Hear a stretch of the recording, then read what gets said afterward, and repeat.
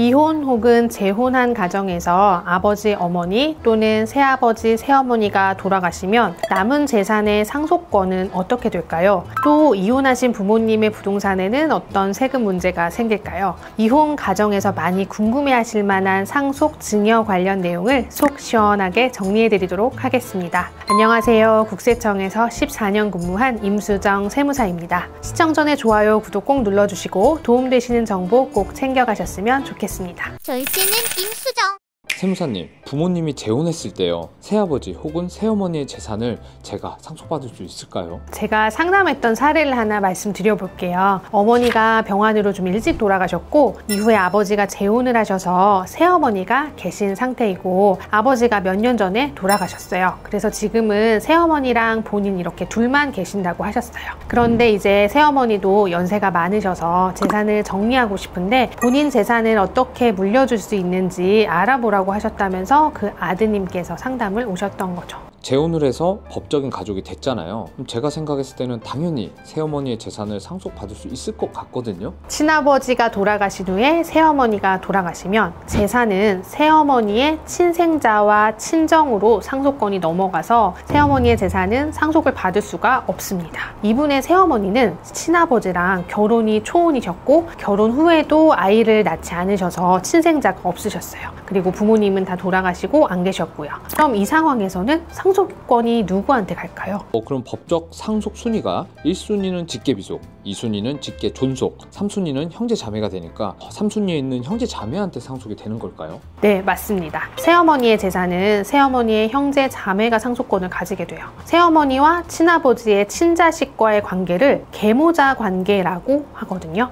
구민법 체계에서는 계모자 관계를 법정 혈족으로 인정해서 친자식과 동일하게 상속권을 인정해 주었는데요. 1991년에 민법이 개정되면서 이 계모자 관계를 조문해서 삭제했어요. 혈족 관계를 인정하지 않게 된 거죠. 다만 직계 존속의 배우자로서 인척 관계는 인정을 하고 있습니다. 혈족 관계로는 인정을 안 하는데 인척 관계는 인정을 한다. 이게 무슨 뜻인가요? 쉽게 말해서 혈족은 피가 섞인 관계, 인척은 혼인으로 인해서 가족이 된 관계를 말하는데 아직 상속 제도는 혈족을 더 존중하고 있기 때문에 새아버지나 새어머니는 피가 안 섞인 인척 관계라 그의 재산은 내가 상속을 받을 수 없다. 이렇게 이해하시면 되겠습니다. 이런 경우에는 상속을 해주고 싶을 때도 있잖아요. 이럴 때는 어떻게 해야 되는 걸까요? 이 방법이 아예 없는 건가요? 아무런 조치 없이 그냥 이제 새어머니가 돌아가시면 방법이 없어요. 근데 이제 새어머니가 살아 계실 때 유증을 하시는 게 일단 가장 손쉬운 방법이 될 수 있겠죠. 그런데 이 경우에는 상속 공제가 하나도 적용되지 않습니다. 상속인 외자에게 유증을 하는 경우에는 상속 공제 한도 규정에 걸려서 공제 금액이 없기 때문에 상속 재산에 그대로 세율이 적용이 돼서 상속세가 많이 나오겠죠. 그래서 이런 경우 또 하나의 방법은 새어머니가 자신의 자녀로 입양을 하는 방법이 있습니다. 민법에서 양자와 친자식을 동일하게 직계 비속으로 봐서 동일한 상속권을 인정하고 있습니다. 상속인으로서 양자와 친자식은 지위가 동등하다고 보시면 되겠습니다. 새어머니의 자녀가 된다면 직계 비속이 되고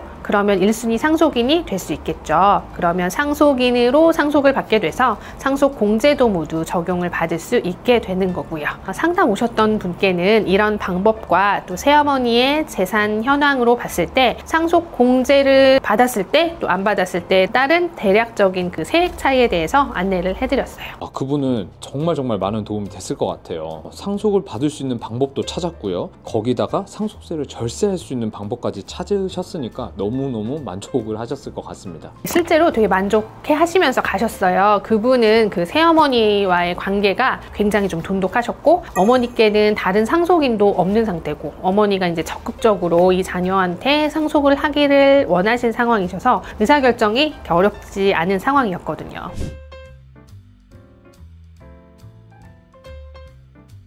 그럼 세무사님, 이런 경우는 어떤가요? 아버지한테 자녀 A가 있는 상태에서 재혼을 하셨고요. 새어머니가 재혼 전에 낳은 자녀 B가 있는 경우에 아버지가 돌아가셨을 때 자녀 B가 상속인이 될 수 있을까요? 그러니까 쉽게 말하면 재혼 배우자의 기존 자녀도 상속을 받을 수 있냐? 이게 제 질문입니다. 이 경우도 어렵지 않으실 것 같아요. 자녀 B는 상속인이 될 수 없습니다. 민법상 직계 비속은 혈연 관계인 경우에만 인정하기 때문인데요. 다만 아버지께서 그 자녀 B를 입양한 경우라면 앞에서 설명드린 바와 같이 직계 비속으로 인정돼서 공동 상속인이 될 수 있습니다. 이런 경우도 상담 의뢰가 많이 오나요? 네, 오죠. 실제 사례인데요. 그 아버지에게 아들이 있었고 재혼한 배우자한테 재혼 전에 낳은 딸이 한 명 있었어요. 이분이 재혼을 하시면서 그 재혼한 배우자의 딸을 친양자로 입양을 하셨더라고요. 그럼 이 경우에 아버지가 돌아가시면 상속인은 3명이 되는 거예요. 그 재혼한 배우자, 친아들, 그리고 입양한 딸 이렇게 3분이요. 근데 이런 경우라면 아버지께서 생전에 재산을 좀 잘 정리를 해주시고 가시는 편이 좀 좋을 것 같아요. 재산이 없으시면 상관없지만 재산이 많은 경우에는 그 상속인 간 분쟁이 발생할 여지가 크고 협의가 안 되면 법정 소송까지 이어지니까요. 진짜 그럴 수 있을 것 같아요. 정말 상속은 참 세금 계산도 어렵지만 가족 간의 관계 이런 문제도 있고 감정도 얽힐 수 있는 그런 문제가 굉장히 다분하니까 제일 어려운 세목이 아닌가 그런 생각이 좀 듭니다. 근데 설명을 들으니까요 이제 이해는 명확하게 된 것 같아요. 제가 정리한 게 맞는지 모르겠지만 1차적으로 피가 섞였나 안 섞였나 이걸로 판단해서 피가 섞이면 상속권이 있다 이렇게 판단을 하면 되고 2차로 피가 안 섞였더라도 입양을 통해서 자녀가 됐다면 상속권이 있다, 상속을 받을 수 있다 이렇게 저는 이해가 되거든요. 이게 맞는 걸까요? 네, 그렇게 이해하시면 좀 쉽고도 정확하게 판단을 하실 수 있을 것 같아요.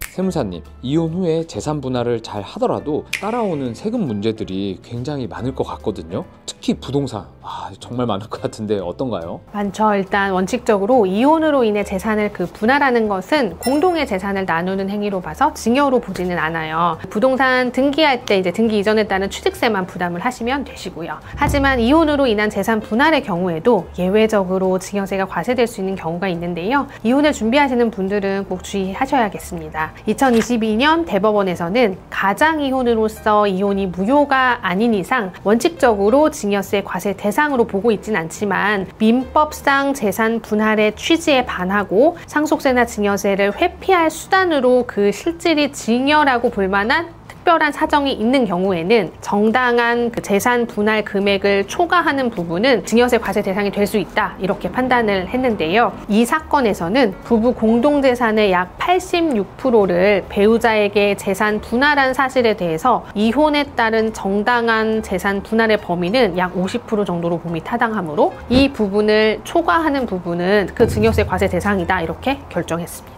세금이 많이 나오니까 이혼을 통해 재산 분할 형태로 재산을 이전한 그런 거네요. 재산 분할은 증여 대상이 안 되니까요. 근데 그게 정당한 재산 분할 금액을 초과하면 문제가 될 수 있다 이런 말씀이신 거죠? 네, 그렇습니다. 요즘 고령의 자산가들 사이에서는 절세 이혼이라는 말이 나올 정도로 상속세 부담 때문에 이혼까지 고려한다는 말이 들리고 있습니다. 우리나라 상속세는 돌아가신 분의 재산을 기준으로 세금을 부과하는 그 유산과세형을 취하고 있고 돌아가신 분의 재산이 많으면 그 각 상속인이 취득한 금액과는 상관없이 최대 50% 세율이 적용이 되고 있죠. 돌아가신 분의 배우자가 생존하여 있다면 최소 5억에서 최대 30억까지 배우자 공제를 적용받을 수 있는 구조이고요. 상속인 입장에서 부모님이 이혼을 하신다면 배우자 공제를 적용을 받을 수가 없어서 상속세 부담이 상대적으로 증가할 수 있어요. 그런데 때로는 이혼이 상속세를 좀 줄여주기도 하죠. 왜냐하면 부모님의 재산 분할로 인해서 상속 재산 자체가 줄어들면 배우자 공제 적용을 받지 않아도 상속세가 감소하는 상황이 생기기도 하니까요. 세금 때문에 이혼까지 고려한다는 말 자체가 좀 슬프게 와닿는데요. 결론은 세금을 줄이기 위한 가장 이혼은 문제가 될 수 있고 또 정당한 그 재산 분할을 초과하는 부분은 증여세 대상이 될 수 있다. 이런 내용입니다. 네, 오늘도 정말 새로운 사실을 많이 배운 것 같아요. 근데 하나 더 궁금한 게 있는데요. 만약 이혼 절차 진행 중에 돌아가셨어요. 협의 이혼에 합의는 하신 상태고요. 배우자에게 재산을 분할했는데 아직 이혼 절차가 완료되지 못한 그런 상태에서 갑자기 아버지가 돌아가셨다면 상속세 신고를 할 때 배우자 상속공제가 적용되는 건지 분할한 재산은 어떻게 처리가 되는 건지 이게 좀 궁금한데요. 배우자 상속 공제부터 좀 말씀을 드리면 협의 이혼에 합의하였지만 아직 이혼 절차가 완료되지 않은 상태이기 때문에 상속 개시일 현재 법률상 배우자에 해당합니다. 따라서 배우자 상속 공제를 적용받을 수 있습니다. 증여세의 경우에는 그 이혼으로 인한 정당한 그 재산 분할은 증여세가 과세되지 않지만 아직 이혼 절차가 완료되지 않은 상태에서 돌아가셨으니까 법률상 이혼에 해당되지 않고 따라서 재산 분할에도 해당되지 않습니다. 따라서 생전에 분할한 재산에 대해서는 증여세가 과세되고 상속세 과세가액에 합산을 하게 됩니다. 결국 모든 판단은 상속 개시일 현재 시점을 기준으로 한다. 이게 핵심 포인트가 될 것 같습니다.